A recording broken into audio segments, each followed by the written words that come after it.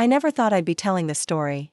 Not because it's too painful, though God knows it is, but because admitting what I became, what I did to my own flesh and blood, feels like signing my name to my own damnation. But here I am, in this empty house that echoes with 30 years of lies, and I suppose confession is all I have left. It started with a text message. Can you imagine? 26 years of marriage, reduced to a notification on my phone while I stood beside my husband's casket, accepting condolences from people who had no idea they were looking at a fool. The message was simple, brutal in its brevity. I've been Richard's lover for 10 years. We need to talk. Miranda. If you're watching this video, I imagine you're drawn to stories like mine, stories of betrayal, of revenge, of how far a person can fall when everything they believed about their life crumbles in a single moment. If that's you, please take a moment to like this video and subscribe to our channel. Trust me, you'll want to hear how this ends. The funeral was everything Richard would have wanted. Elegant, expensive, full of the kind of people who measure worth in square footage and stock portfolios. I played my part perfectly, the grieving widow in her black Chanel suit, dabbing at tears that came easier than I expected. Not for him, you understand, but for the woman I had been just hours before. When I still believed I was mourning a faithful husband instead of a stranger who had made a mockery of our entire marriage. But let me take you back. Because understanding what I became requires knowing what I was before that message arrived. I was Helen Morrison, wife of Richard Morrison, mother to our daughter Claire. I lived in a world of charity galas and tennis club luncheons, where my biggest concern was whether the caterers would remember to use the good china for our annual Christmas party. I had been, by all external measures, successful in the way that women of my generation were taught to measure success, through the accomplishments and status of the men we married. Richard and I met when I was 24.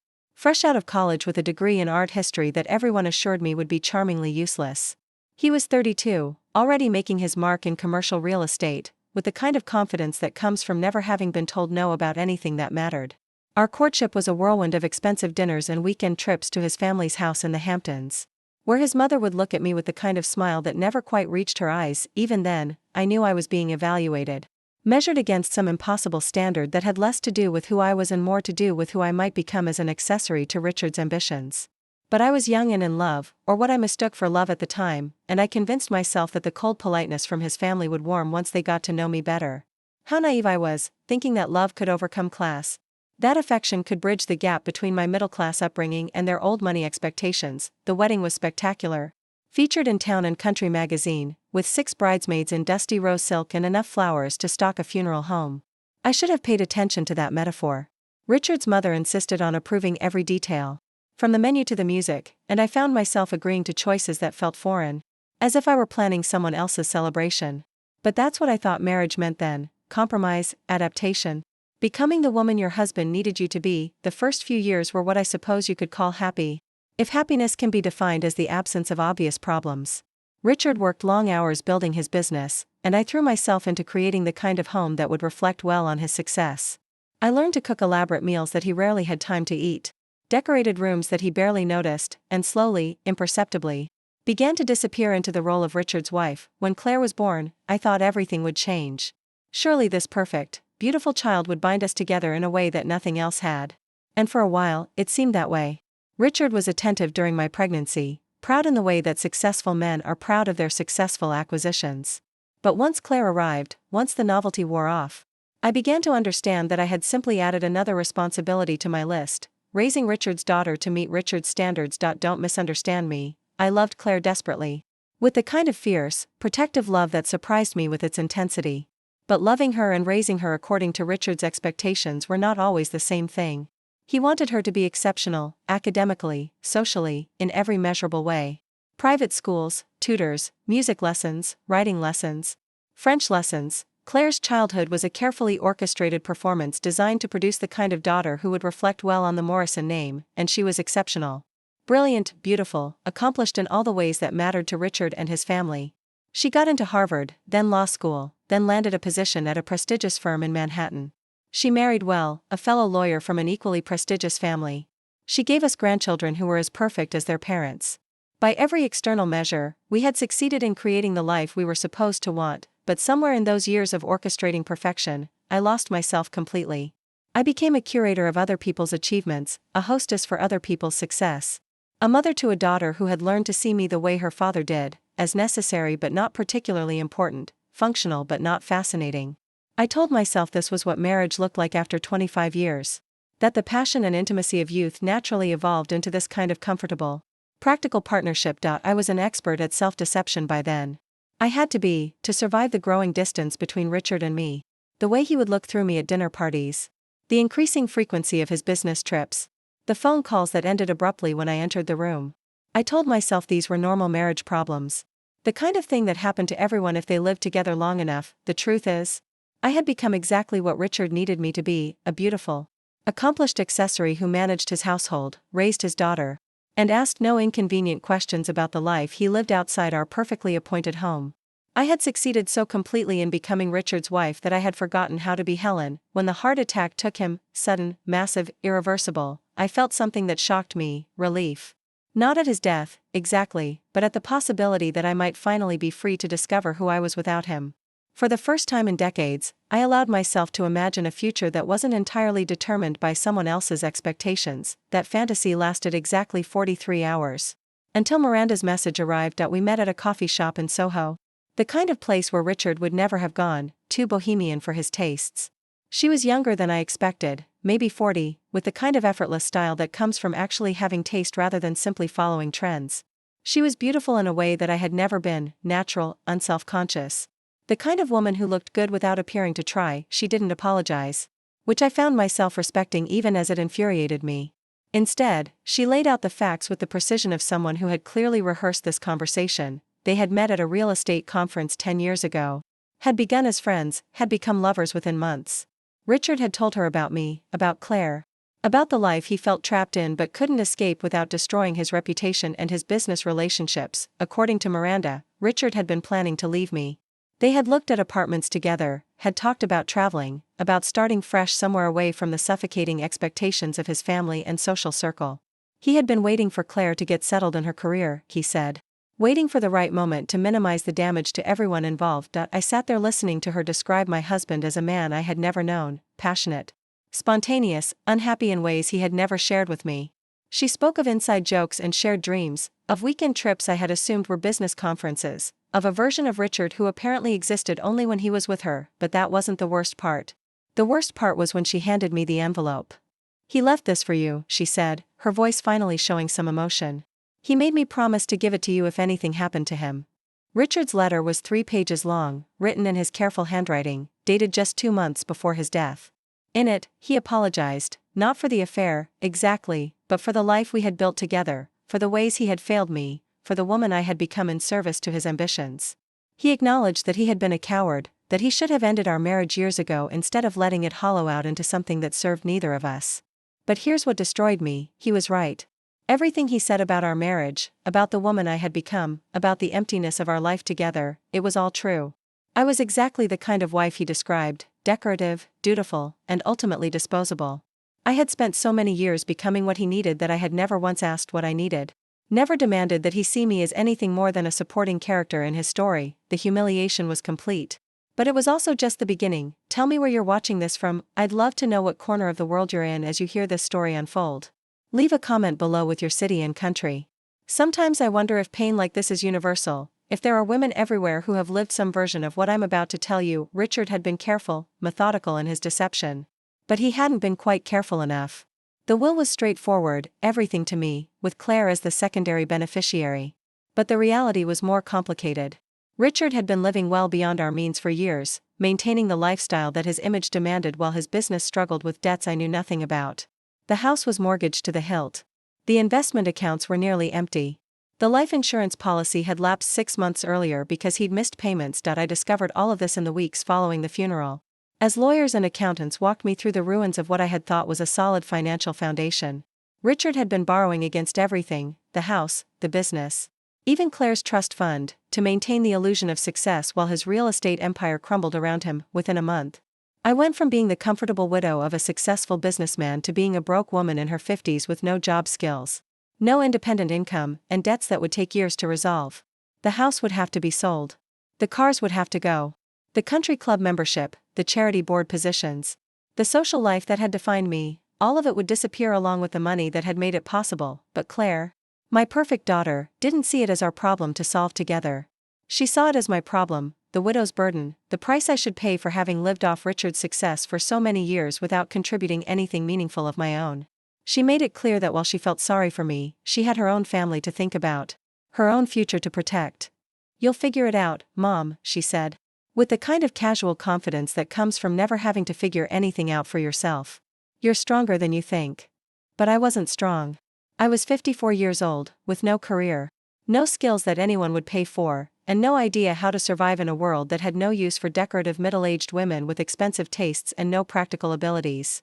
The friends who had filled my social calendar disappeared as soon as the money troubles became public knowledge. The charitable organizations where I had volunteered suddenly found reasons not to return my calls. I was alone in ways I had never imagined possible, and every day brought fresh humiliations.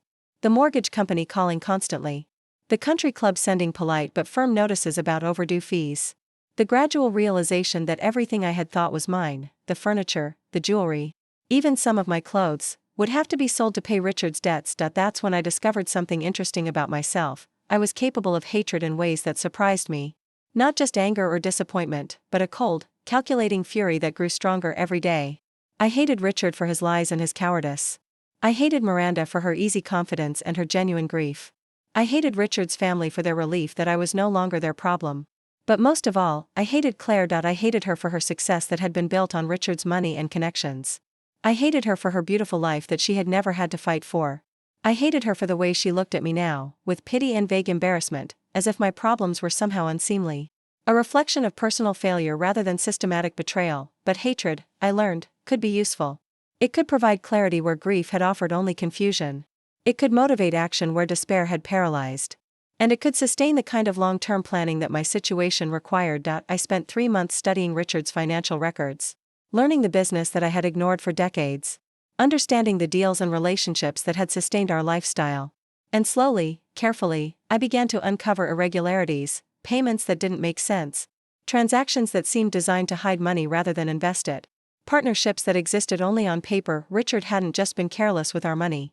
He had been stealing from his clients, using new investments to pay returns to old investors, moving money between accounts to hide the fact that most of it was gone. It was a sophisticated scheme, the kind that requires years to develop and considerable financial knowledge to execute, the kind that would be impossible to manage alone. I hired a private investigator, a woman recommended by one of the few lawyers who would still take my calls. Sarah was in her 40s, with the kind of practical intelligence that comes from dealing with other people's secrets for a living. She was expensive, but she was thorough, and within 6 weeks she had assembled a picture of Richard's business dealings that was far more complex than anything I had imagined. Claire had been involved. Not directly, she was too smart for that, too careful about her own reputation. But she had provided legal advice, had structured some of the partnerships, had helped Richard navigate the regulatory requirements that his schemes demanded.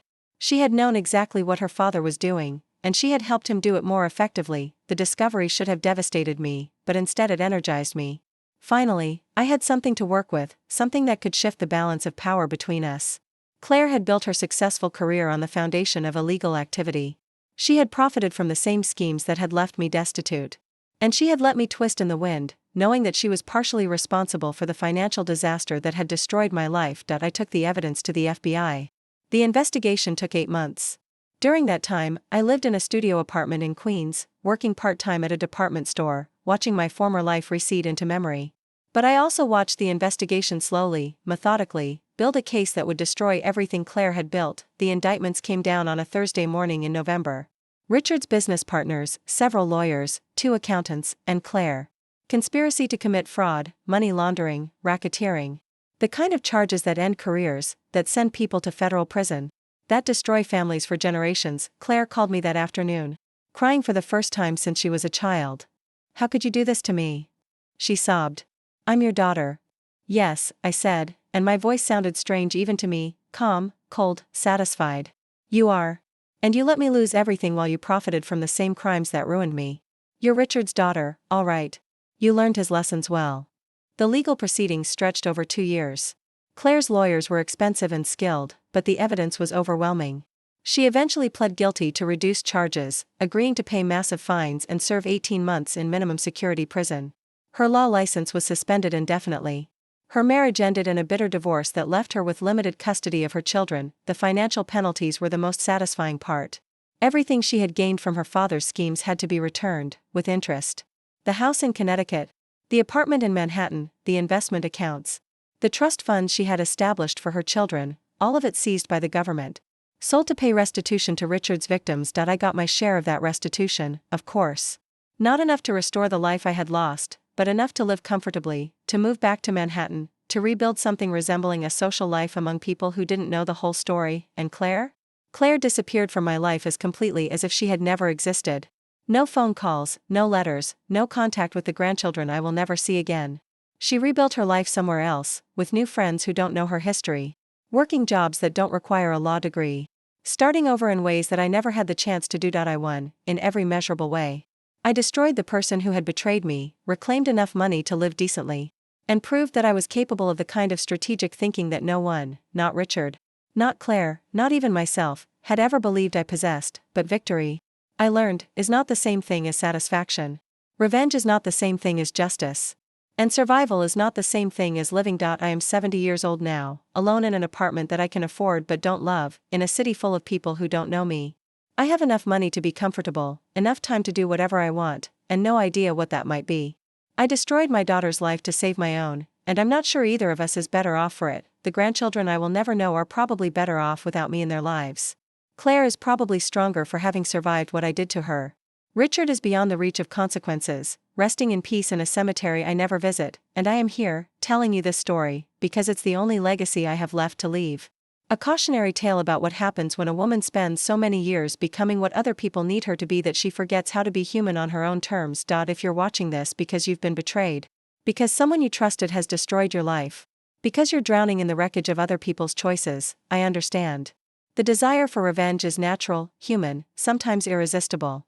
But before you follow the path I chose, ask yourself this: what will be left of you when the destruction is complete? What will you have become in service to your hatred? I got everything I thought I wanted. I made Claire pay for her betrayal, recovered enough money to live independently, proved that I was nobody's victim. But I also lost the only family I had left, spent years consumed by anger that poisoned everything it touched, and became exactly the kind of person I had always despised: calculating, ruthless, willing to destroy lives to get what I wanted. The woman who received that text message at Richard's funeral was naive, trusting, perhaps willfully blind to the realities of her situation. But she was also capable of love, of hope, of believing that people were generally good even when evidence suggested otherwise. That woman died somewhere in the years that followed, replaced by someone harder, smarter, and infinitely lonelier. I suppose that's the real tragedy of this story, not that I was betrayed, but that in responding to betrayal, I became someone worth betraying. Not that I lost everything, but that in trying to get it back, I lost myself. So here I am, at the end of my story, in the end of my life, with nothing left but this confession and the hollow satisfaction of having won a war that should never have been fought. If you've stayed with me this long, you deserve better than the lesson my life offers. You deserve to find ways to heal that don't require destroying others. You deserve to become someone you can be proud of. Even in your darkest moments, take that from someone who learned too late that survival isn't worth much if you have to become a monster to achieve it. If this story moved you, if it taught you something about the price of revenge or the cost of losing yourself, please take a moment to like this video and subscribe to our channel. Your support means more than you know, especially to someone who has learned the hard way that connection, real, honest, human connection, is the only thing that makes any of this worthwhile.